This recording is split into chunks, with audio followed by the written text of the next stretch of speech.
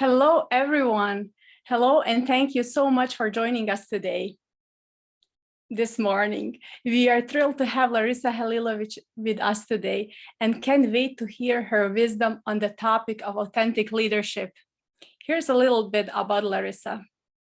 Larisa Halilovic is an international teen development expert, TEDx speaker, and a leader with over 20 years of professional experience in leadership, management, training, coaching, and mentoring.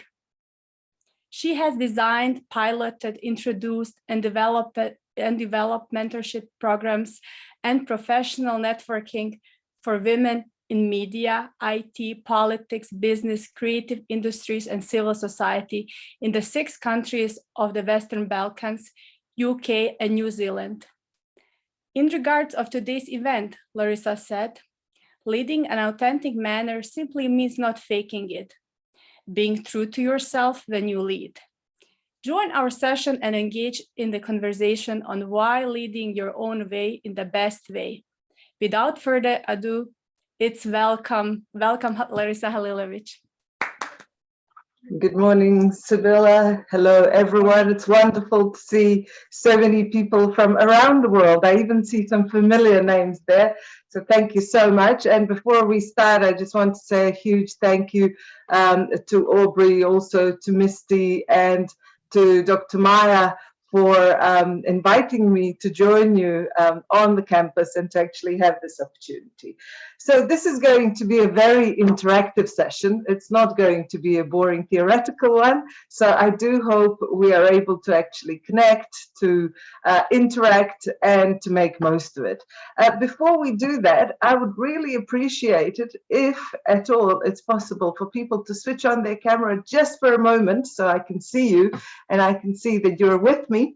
And then if you feel more comfortable switching it off, that's totally fine. Hi, lovely to see you all.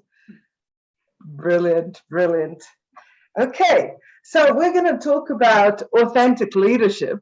And I do believe that it's something that's close to heart to all of you who have had to lead one way or another.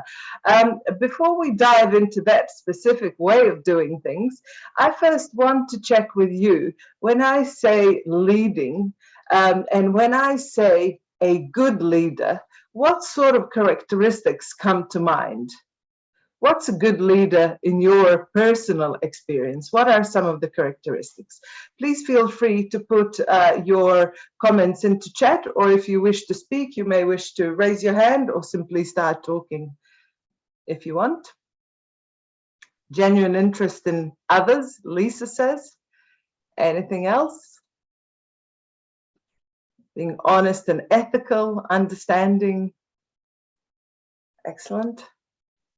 Accountability, leading with heart and empathy, truly caring, transparency, listening, empathy keeps coming up. So I see that all of you are rather big on, or a lot of you are big on emotional intelligence elements of leading, being considerate and having others' interest at heart. Excellent. While you're thinking about these characteristics, I would also like you to think about what are the characteristics of some of the really unsuccessful leaders in your experience? So what are the characteristics you think are detrimental to leadership in your experience? What is it that you don't want to see? And I see micromanagement coming up straight away, which is rather expected. Anything else? Being authoritarian and not involving others, transactional, being selfish, yeah. Taking people for granted, not assuming the best, being toxic, insecure, led by fear.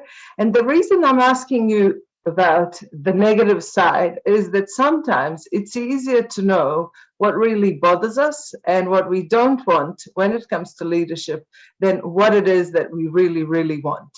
And it is useful, if you are doing a bit of reflection, to sometimes reflect on what you don't want to see in yourself as a leader, as well as those things that you actually like to develop in yourself. I've done many, many leadership workshops, as I have had over 30 workshops on leadership in only the last couple of years.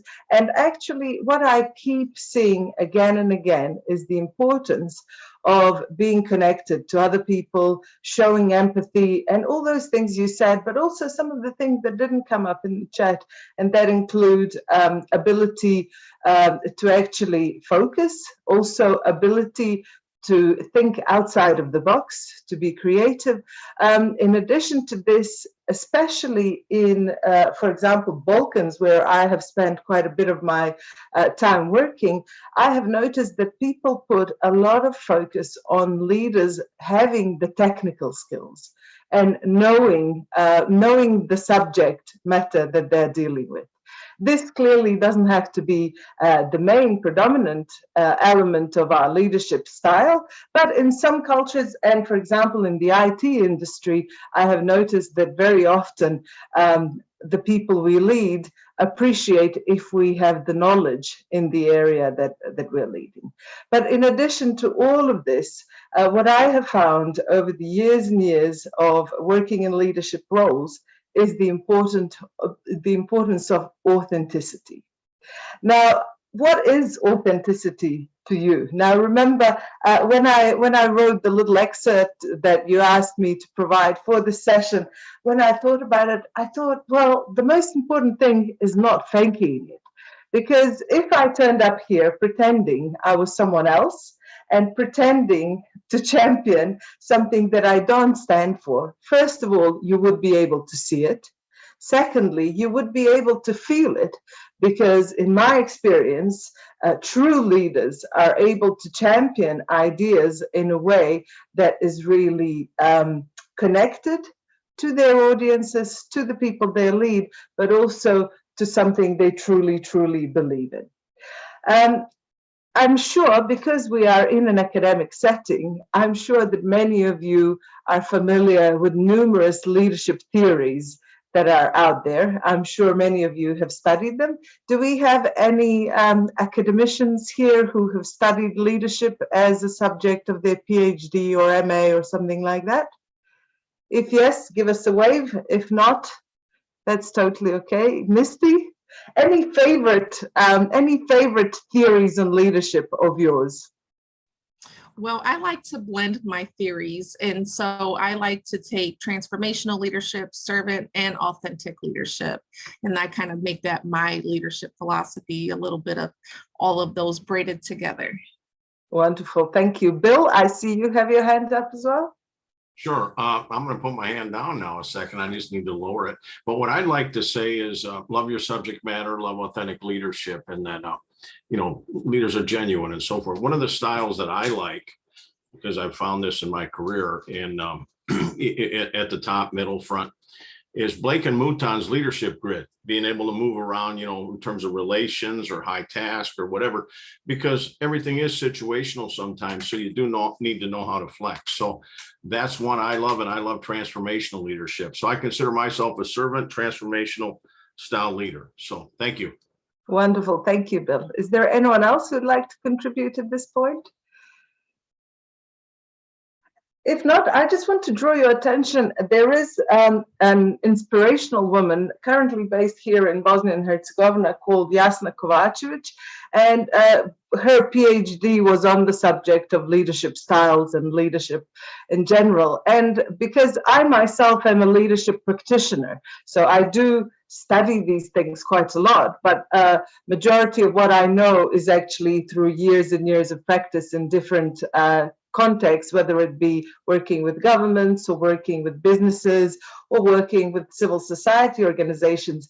So before I did this talk, I went to talk to Jasna, and I asked her, what would you say? You have studied all of these theories. So what in your view is the one that really works the best for leaders?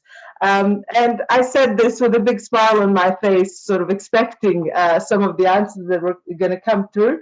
And she gave me a really interesting response. She did not cite any of the theories per se, but she actually said that in her experience, authentic leadership and true leadership is fully devoted and depends on internalized moral perspective, on values and ethics which drive personal integrity, and without those, there is no real authenticity. And I thought this was really, really interesting. I'm going to try and paste it in chat just in case you want to explore or think about that a little bit more. But what I found really quite fascinating is that even though we are able to, study many of the theories, as Misty and Bill, you both said, you have explored being the servant leader and transformational leader, and you have explored all these different theories and approaches. At the end of the day, every single one of us has our life story, and every single one of us has the option of choosing the right leadership style that works for you. I like to call it principled eclecticism. So being eclectic, choosing a little bit of everything as you find fit, but being principled in a sense that you know why you're choosing what you're choosing at any given time. So reflecting back on some of my leadership experiences, what you may want to know about me is the fact that I was born and raised originally in Sarajevo in Bosnia and Herzegovina. I know Sibylla is smiling, and there are a couple more people here that I recognize who have either lived here or been around here. And due to the war in my country, I left as a refugee when I was a teenager. I went through the tunnel underground and over a mountain, being shot at and all of this.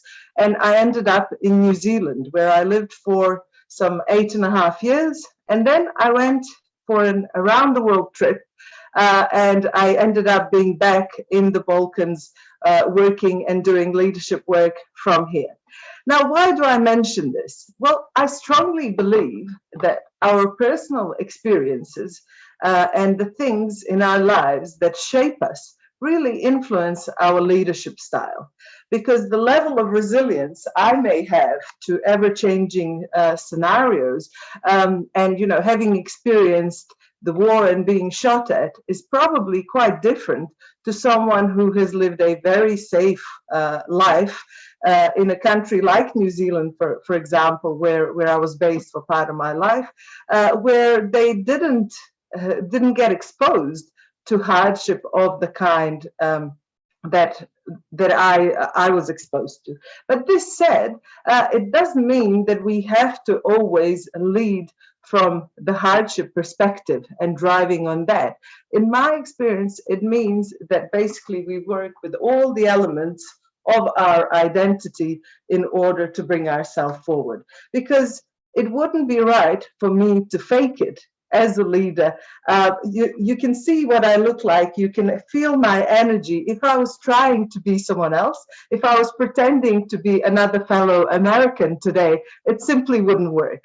This is why I strongly believe and advocate that if we want to lead others in an authentic way, we really, really need to first understand and know ourselves. And this takes us back to the basic elements of emotional intelligence. Now, I know that some of you have already been on some of my sessions related to emotional intelligence, or maybe you have seen one of my 2 TEDx talks.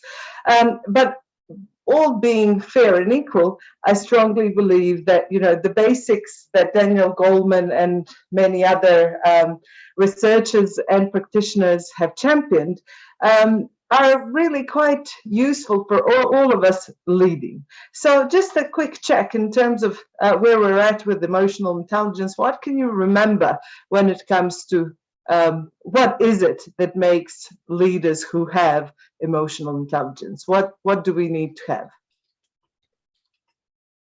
It's a bit of a matrix, so 4 dimensions, Bill says. Yep. Can you remember which ones? And feel free to talk. I know it's early in some parts of the world, so we have self-awareness, knowing and understanding ourselves. Anything else? Social awareness. That's right, knowing and understanding others. Relationship management, so managing our relationship with others. There's also the element of managing ourselves. And then there is one other level of emotional intelligence, which I have found extremely important and useful, especially during the times of crises such as COVID and now the war in Ukraine, and that's motivation. That's the part that hasn't been talked about that much, but it is hugely important, and basically it's the third level of emotional intelligence grid, which is about motivating ourselves and motivating others. And basically, again, it goes to making sure that we understand what it is that drives us, what it is that keeps us going, what it is that makes our eyes shine, and what it is that keeps our energy up and our focus up. And similarly, so if it's possible, understanding those things for the people we lead. And whenever I talk about understanding motivation and understanding even the basics of self-understanding and self-awareness, it always takes me back to values.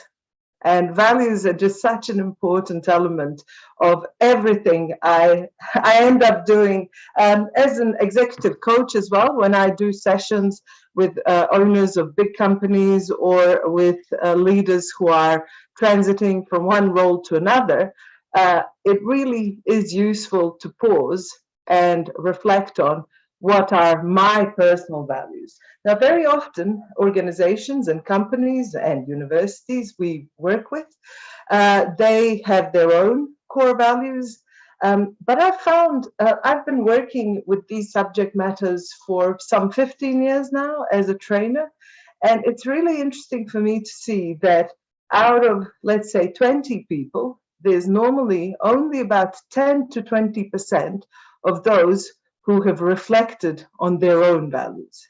So just a quick check for the group here, and I see some of the values experts are in the room as well. Kelly is smiling. I see Samira has joined us as well. I just want to check how many of you have honestly and openly asked yourself, what are my personal core values? And analyze them. If you have, please wave, and if you haven't, that's totally okay. Statistically, you should be more common. Yes, Samira's waving. Hi, Samira. Bill as well. Excellent. So basically, in my experience, so I will lead you now through the questions, Susan, to help you. But basically, and Lisa says you've had a values exercise to 30 people and not many have thought about them. Very often in a group of 20, there will be a maximum of about 4. Now, I would say here that we have a rather, let's say, enlightened group, if there are so many of you who have reflected on those. But one of the key questions I tend to ask people is, what is really, really important to you? In relationships, at work, what truly, truly matters? This is one of the questions. And I will ask you a few of those questions that lead us to reflecting on our values. And feel free, if you wish, to take notes. Or if you wish, just close your eyes and think about them. So the first question is, what is really, really important to you? You don't have to respond to the group, just to yourself on this one. Now, another question that might help is, what's not negotiable? So at work and also in relationships, what's something that is really not up for grabs in terms of negotiating about it? What's something that you personally would like to be taken for granted as a minimum standard? So what's not negotiable?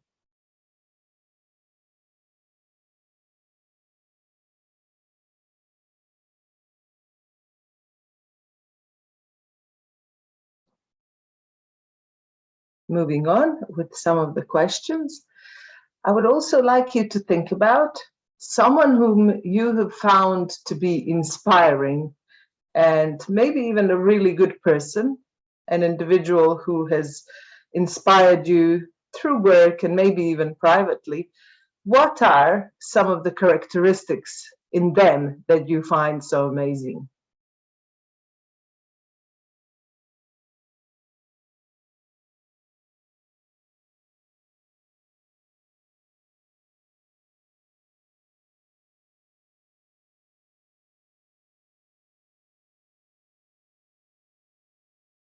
Thank you, Bill. It's always interesting for me to see when we have high compatibility with other people.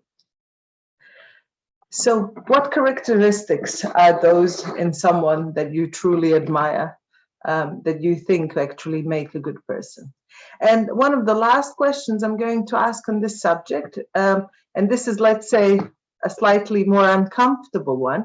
Can you think of a situation where something happened,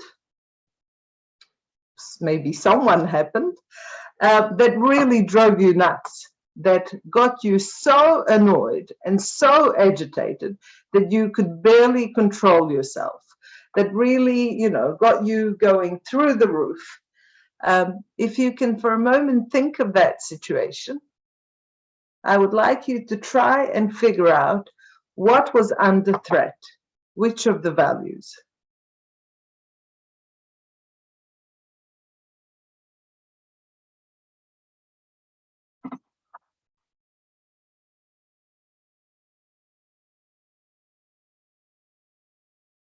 So the time that, your kidneys started twisting and you started feeling red and maybe really, really angry and maybe even had some sort of impulse reaction.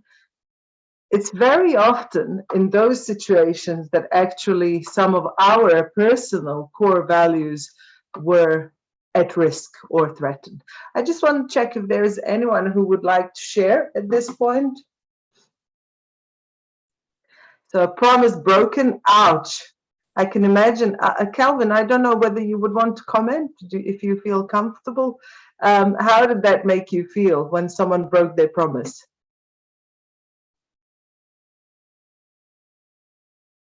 Calvin was typing in the chat, so I'm not sure if you're able to actually use the microphone.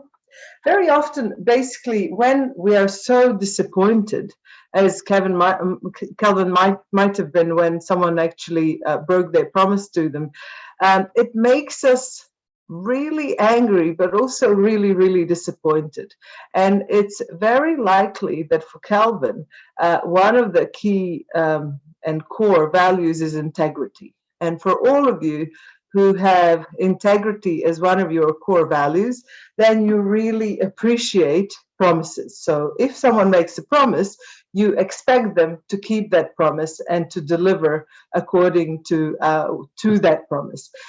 If then that breaks down and it doesn't happen, then a really strong reaction might happen if you have that as your core value. If it's just one of your standard values, you might be a little bit thrown off.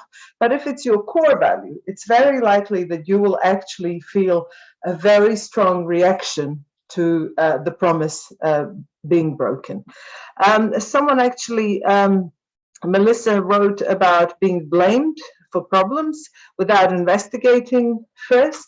So it's very likely that, for example, truth is one of your core values. And for people for whom truth is a core value, it's really tricky in the world of today, because very often we are surrounded by individuals for whom truth is not an absolute value.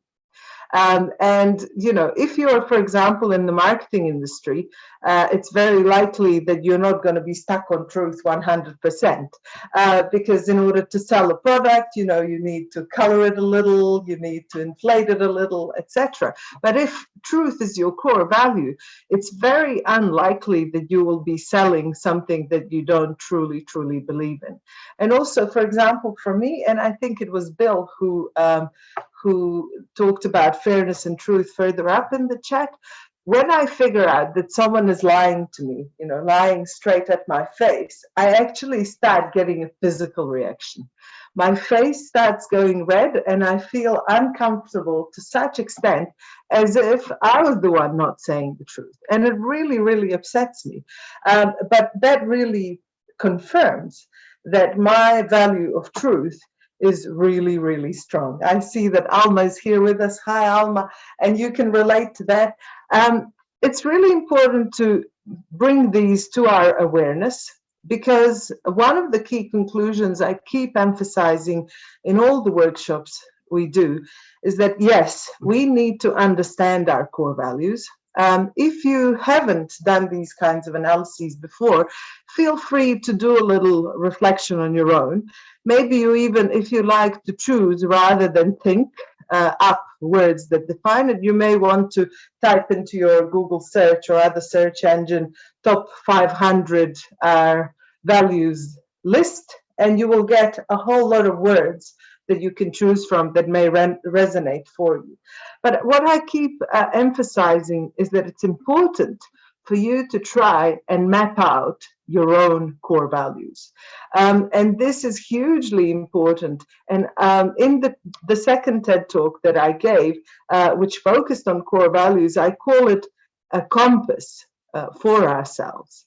Because if you really are honest with yourself, and if you have your values mapped out, then you're able to make decisions which are actually in harmony with yourself. Just to give you an illustration of a decision I've had to make that really resonated with my values quite a lot. And Kelly, I'm sorry you have heard this example before, but it is an important one, so I am going to repeat it. Some 12 years ago or so, there was an option for me to join an investment fund as their leader.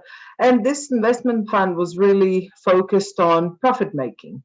And basically, as things work out in venture capitalism, you know, you go in, you help investors invest for a few years, money grows, and then when the time is right, when the return on investment is right, the venture capital is pulled out, the profit is aggregated, profit is split, and then the investors go out and the company continues working and growing. But what I learned when it comes to this specific job was that basically the most important thing was the money. What wasn't so important was, for example, the well-being of the individuals. And there were, if I may say so in confidence, there were some, let's say, non-transparent things that were showing up in the books. And when I did my due diligence for this, and I was quite young at the time, and the opportunity in terms of financial gain for me was massive. You know, I would have been making more than I'm making now in a single month through a salary plus bonuses if I took this job. But basically, when I looked at my values, one of my core values is doing things for good. So the purpose element has to be really strong. So for me, that element was not confirmed in the job offer I got. So I was not convinced that what these companies were doing was actually for good. And then also when I did the due diligence, looking at some of the threats and risks to the people involved, it just, my compass of my values said to me, don't take the job. And I said no. Now, nearly 15 years later, I can say with confidence that I really made the right decision. If I had gone for that job, it wouldn't have been the right kind for me. No matter the financial gain, I would have probably been really stressed out, probably burnt down, and probably strongly frustrated, and who knows, maybe even ill. And the reason I keep emphasizing this example is actually to say that you have the answer for any sort of situation, very likely in some of your core values. So if doing good is one of your core values, then when you choose your jobs, please choose them carefully, or when you choose your career steps. Also, if truth is one of your core values, you need to think very carefully what sort of environment you're going to set yourself up with, because people who are very focused on truth and fairness will react very strongly if they're surrounded by individuals or even a company who are not aligned with those values. And Bill is saying that some leaders talk the walk but don't walk the talk, that's exactly the illustration of lack of integrity. Now, you know that currently there is this big wave of great resignation around the world. And one of the things that at least keeps coming up in the conversations in the coaching that I have done is exactly looking at values not being demonstrated in actions. Very often by leaders themselves. So I'd like you to now just very quickly reflect on the values you have and how you would like to see them reflected in your practice as a leader. So I'll just give you a minute to think about that because it is quite important.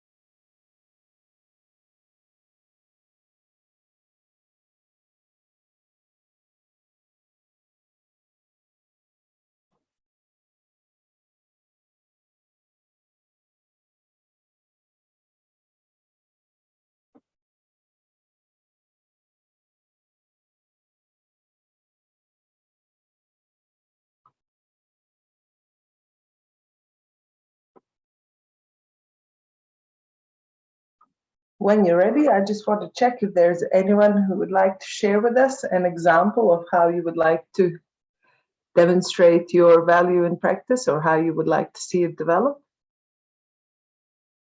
Calvin, talking about keeping our promises and walking the walk and walking the talk. And it's interesting what you say about under-promising and over-delivering, because sometimes some individuals are prone to promising lots and not delivering much, and then that's the flip side of the coin.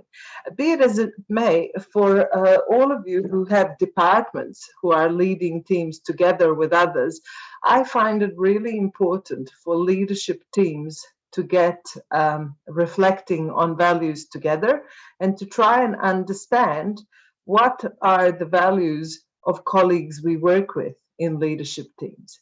So very often when I work with large companies, I try and actually look into this with the leadership team. And I'm not trying to say that we should all have same values. That's not the point I'm making at all, because it's highly unlikely. You know, even with our life partners, it's important that our values are compatible, but it's unlikely that we will have identical values. You know, it doesn't happen that often. But it is important that our leadership teams, if they exist of more than one, if they consist of more than one individual, that their values are familiar to others, and that there is a certain level of compatibility. And if there isn't, that we are able to actually operate in a way that we can understand each other and still be authentic. Because, for example, the level of empathy I have has been a huge part of my leadership style. And one of the teams which I led for nearly 10 years, they really, really appreciated it. But also, I had to be aware of the fact that after I left that team and moved on in my career, they had to face other leaders with a completely different leadership style, for whom maybe empathy was not one of their core values. And again, you know, in my experience, if you really want to lead authentically, then being transparent about your values, especially gradually with time, and trying to understand the values of the organization you are working with and also of your critical colleagues. And, you know, clearly, if you're working with thousands of people, you don't really have the opportunity of going around and asking every single individual, you know, what are your values and what's really important to you. But at a senior leadership level, this might be quite a useful thing to know. And also, as Bill pointed out, and I know Samira strongly demonstrates in practice, for senior leaders, if there's anything you do one of the most important elements when it comes to authentic leadership is demonstrating your values in practice. Because just talking about values and not showing what they mean in practice and not integrating them into everything you do is even more detrimental than not having core values spelled out at all. So if you're going to have them at an organizational value level, then it's really important that we actually show them. Now, I'm just going to pause and see if Samira or Kelly have a reflection, because I know we have done workshops in this area before, and I just want to check if there's anything that sort of came up in your mind as we were going through the subject today. Do you want us to share like this? Hi. Yeah, sure, please. Oh, Hi. it's such a pleasure. Hi. Yes, I was reflecting earlier. One of the things that matters to me a lot is fairness. And you always have situations in a work context where people will approach you. You promise one thing, like to a group, and then people will approach with different questions asking to be exempt. And it sounds like a valid reason.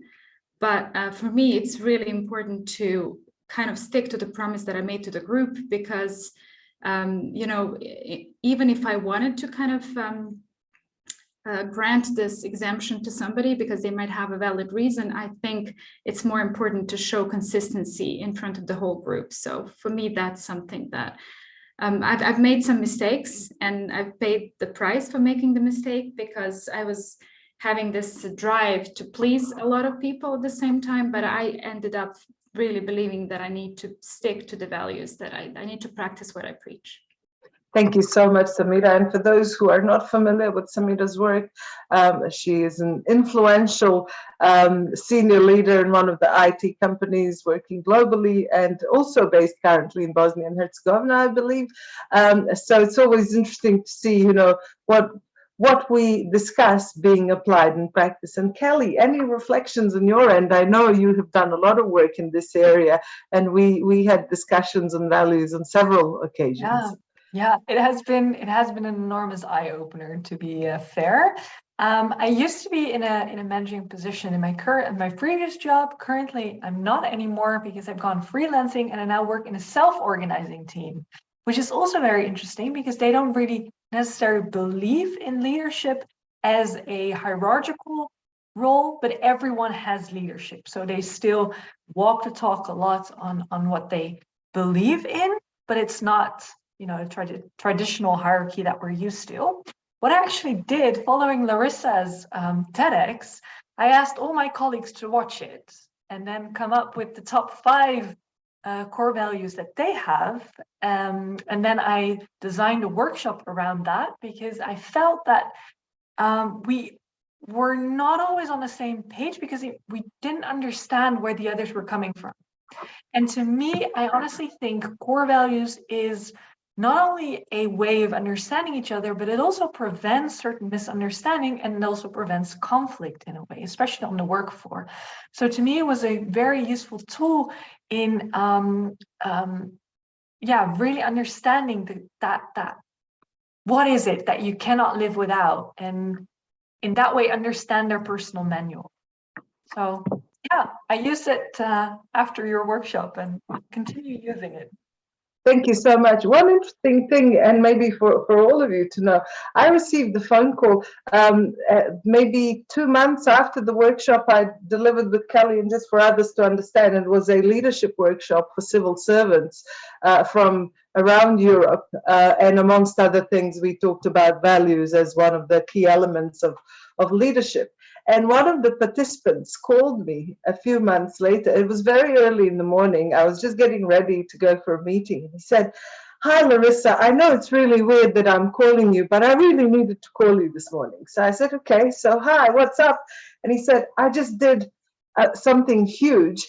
And I know that maybe even some people will say it's the stupidest thing of my life, but I just said no to a work offer that was promising a large salary, but it was in the tobacco industry. And this individual is really someone who strongly believes in healthy living and strongly believes in the environment, etc., etc. And one of his core values is actually for good, doing things for better of people in general. So he called me that morning to say that he had said no to a senior role in the tobacco industry, and this was basically on the back of reflecting on his values and what was really important to him. And he felt really good about it.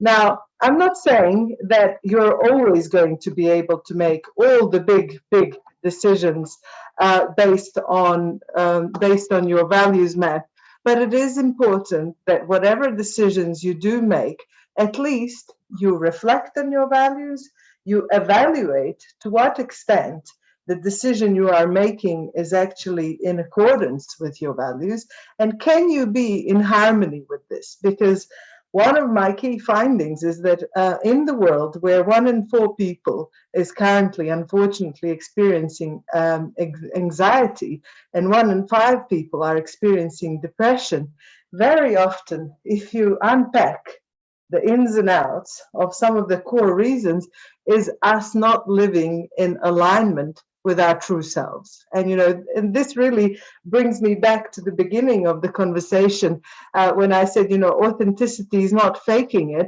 Similarly, living in harmony with your values, if you're really true to yourself, then that means not faking it. That really means being true to yourself. And sometimes it's hard.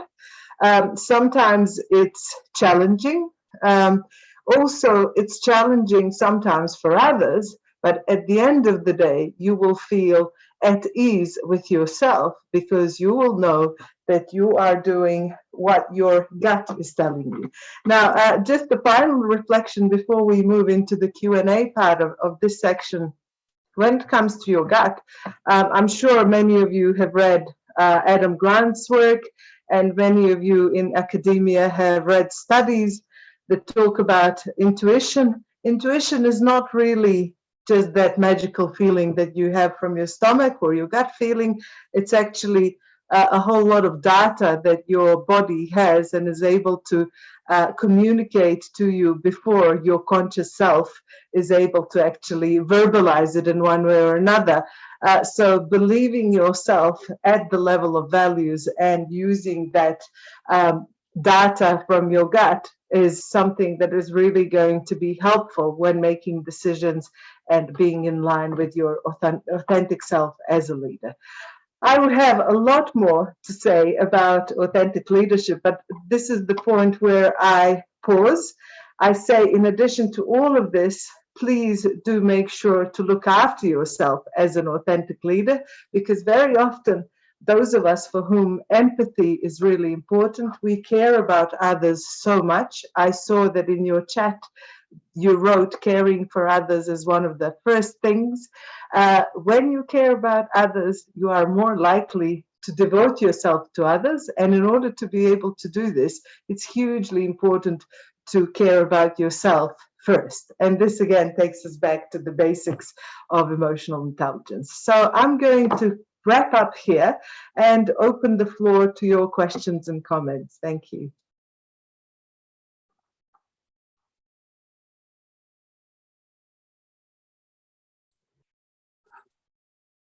Larisa, I have a question, if that's okay. And Sure, I think please. this is an easy one.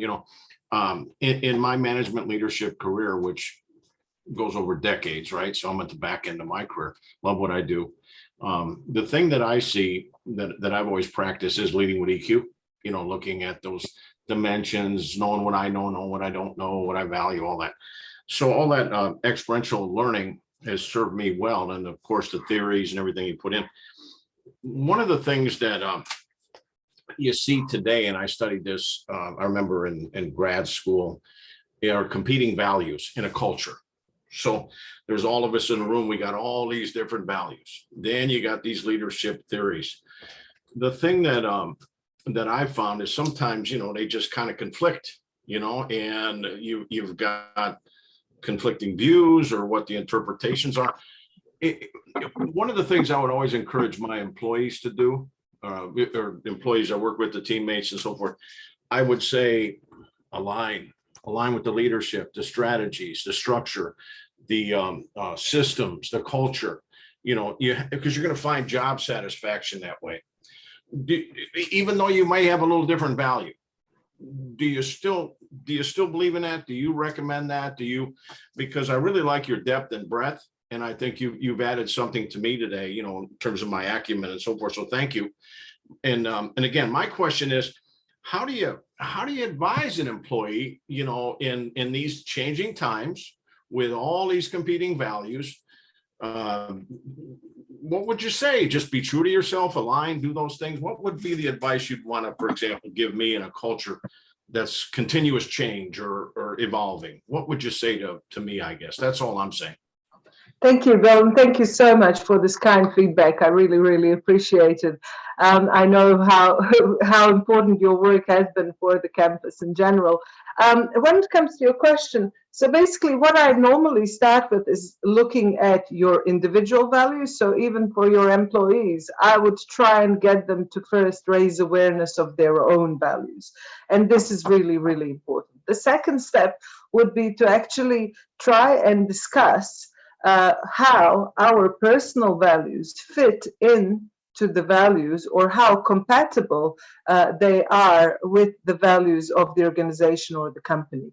Because sometimes they will not be the same, but as long as there is some sort of complementarity, you're okay. The problem comes where individuals have such strongly opposed values to those of the company or the university or the organization they're working with. That's when very likely what might be happening is some sort of disenfranchisement, even disappointment, distancing, anger, and generally, frustration with work. And I think if this is so strongly shown and demonstrated, and if there is no compatibility at all, then we need to really talk about these things openly, because sometimes people may actually choose to leave if the dissonance is so strong. And I've had this even in situations with business partnerships. I had a potential business partner that I was going to work with, and luckily we did a values assessment in an informal scenario where it turned out that, for him, for example, money was such a strong value that it came as a core value. And for me, that cannot be a measure of a person. How much money I have or how much money I make in my books is not something that I measure people against. For him, that and status was hugely, hugely important.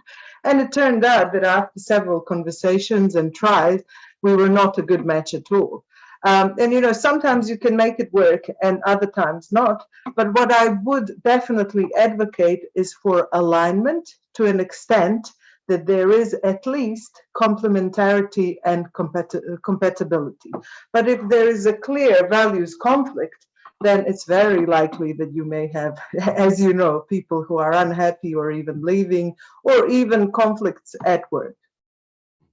Thank you very much. And that just makes me think about silos and, all that whole alignment, because sometimes that tribal leadership takes over and there's different, and I'm not necessarily saying here, I've just seen it in organizations that even though the values are here, this group's values are this and this is this. And sometimes if you get too many silos, it's kind of hard to get the effectiveness and efficiency that you want. So thank you so much.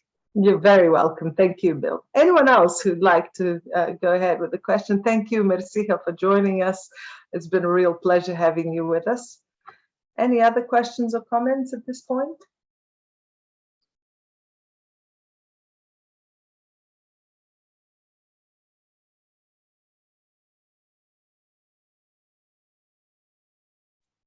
Looks like we have one in the comments saying, what is the best way to approach people in business, potential business partners, about their core values?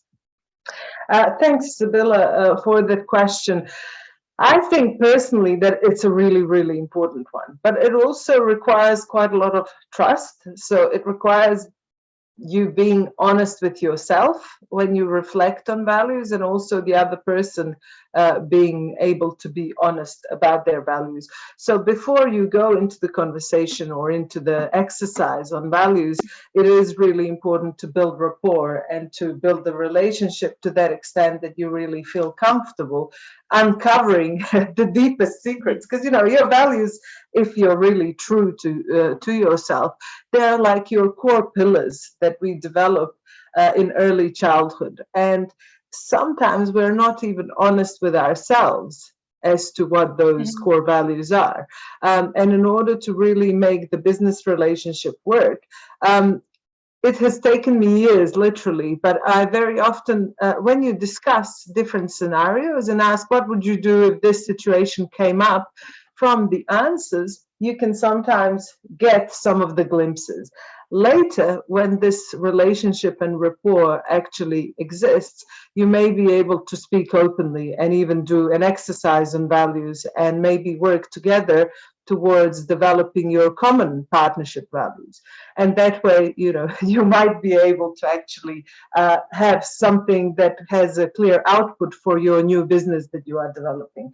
But as I said, you know, it requires trust, it requires honesty with yourself and honesty and openness with the partner in the matter. Some people decide to bring a third party to help them with the process.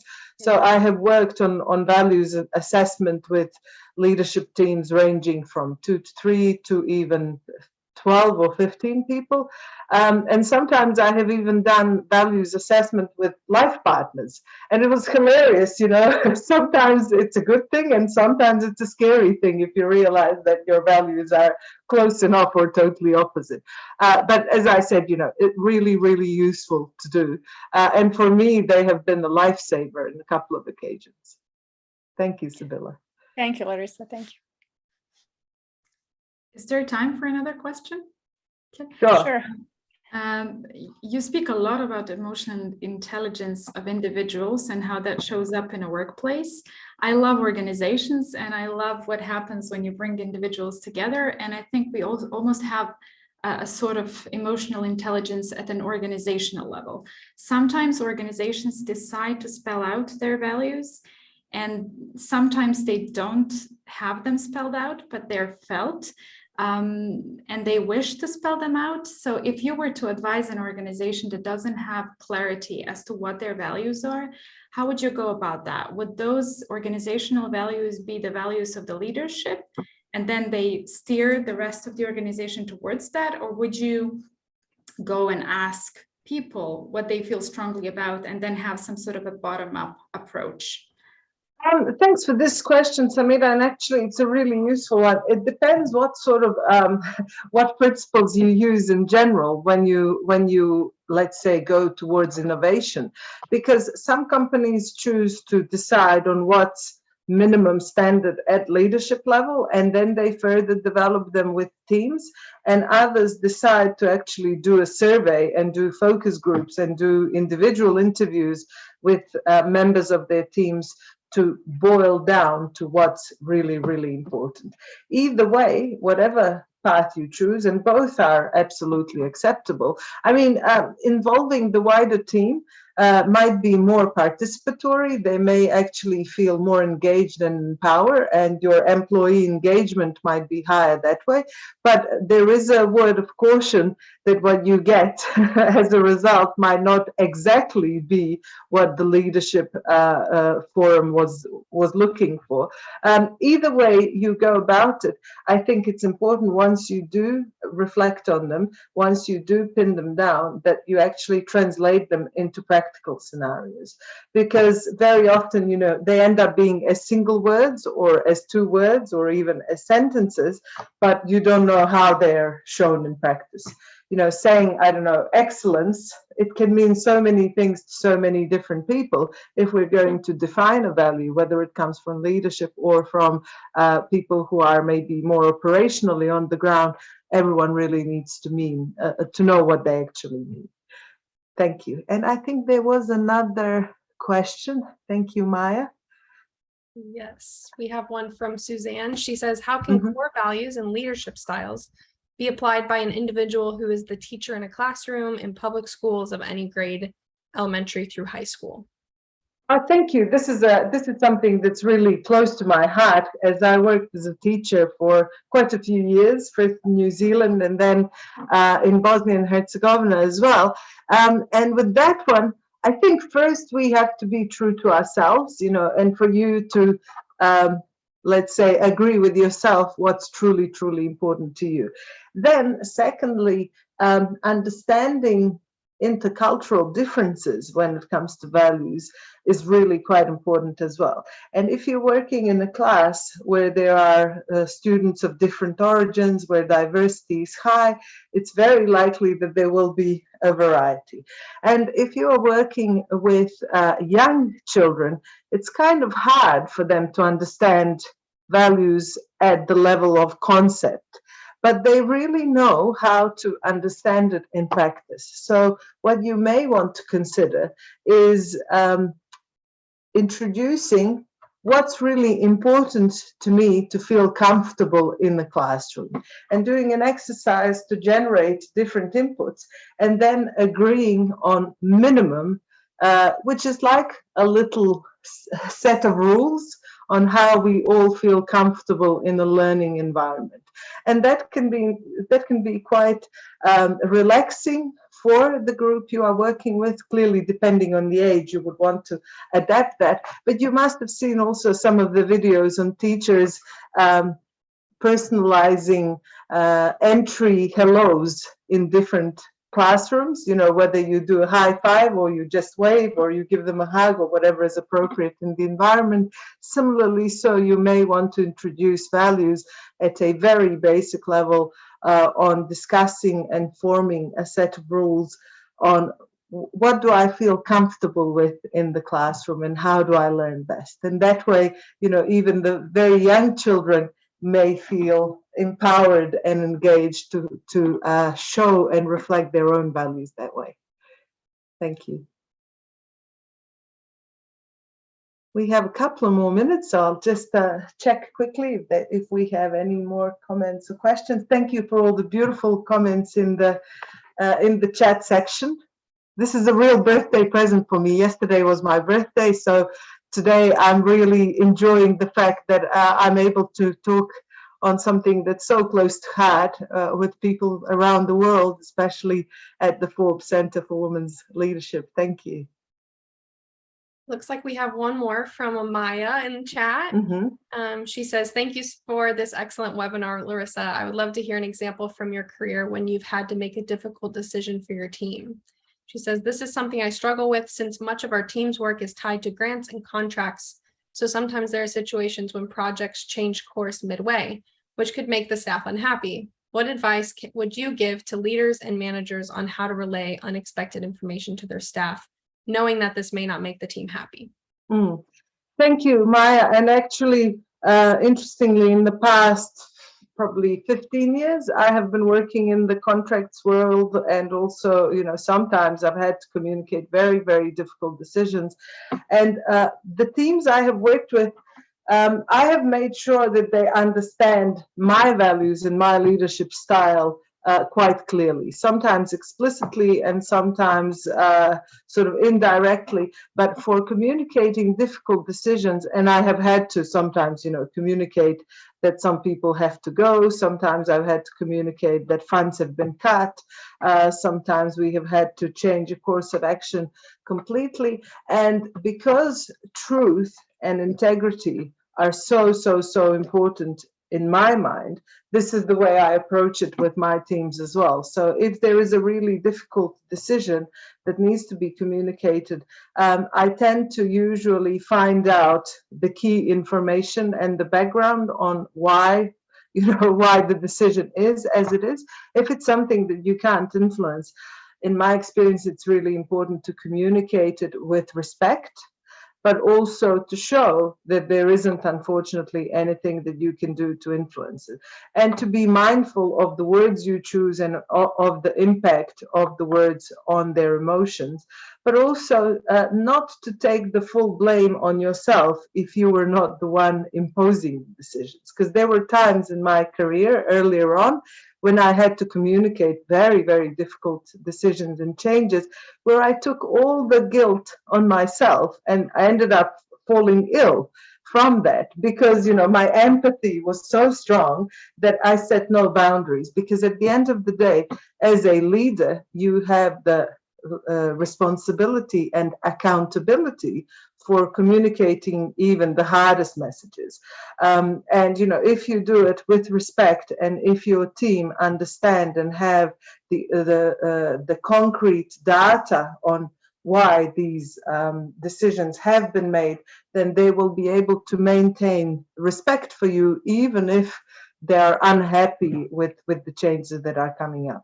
And in the world and the way it's changing, unfortunately, as leaders, we're not always going to be the good messengers. Sometimes we have to pass on the bad messages as well, but they will respect you more if you're not fluffy about it, if you're really being true and authentic and demonstrating transparency and integrity. And thank you all very much for the birthday wishes. Thanks. Hvala, Maya. Yep. Just to add, when you have bad news, when you share some empathy, people will feel that. They will see you're honest, and they will make it even for you easier. Yes, totally my experience too. Thank you, Sibylla. Okay, Aubrey, should we wrap it up quickly? Yes, thank you so much, everybody, for coming, and for Larisa for sharing your wisdom with us. We've got some things on the screen here about upcoming events with CWL. Next month is Global Leadership. We also have a little poll coming up here. We'd love to know how you heard about us, how you're affiliated with the university. Yeah, like I said, July 28th, we have a community chat on gender acceptance and pronouns. August 11th, intersectionality, identity, and inclusion with Dr. Joanne Barnes, and a global leadership panel on August 18th. We would love to see you guys continue to join us. Connect with Larisa on LinkedIn, and connect with us on LinkedIn as well. I put our website in the chat earlier, but feel free to email me as well anytime if you have any questions or want to get involved with CWL. We also will have some mentoring groups that are getting ready to launch here in the fall, and Larisa talked about that a lot in her chat about how important it is to connect as leaders and to grow in your authenticity together. And small groups through mentoring is a great way to do that. If you're interested in being a mentor, we also would love to know about that as well. I'll put my email here in the chat, so feel free to email me if you're interested in that. And other than that, I think we're finished here, and we'd love to see you guys again soon. But thank you so much, Larisa, and have a great rest of your Thursday. Thank you.